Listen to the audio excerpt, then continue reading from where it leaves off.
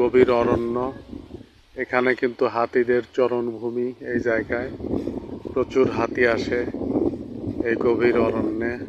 দেখছেন, গভীর অরণ্য, অনেক উঁচু জায়গা এবং এখানে অনেক নিচু জঙ্গল দেখতে পাচ্ছেন। পাহাড়টি, পাহাড়ের উপরে একটি টাওয়ার। এই টাওয়ার দিয়ে ভারতের শিলং দেখা যায়। এই যে খুব দর্শনীয় জায়গা।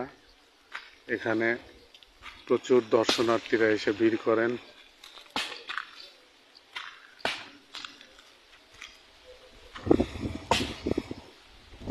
অসাধারণ একটি জায়গা, খুব সুন্দর মনোরম পরিবেশ জায়গাটি।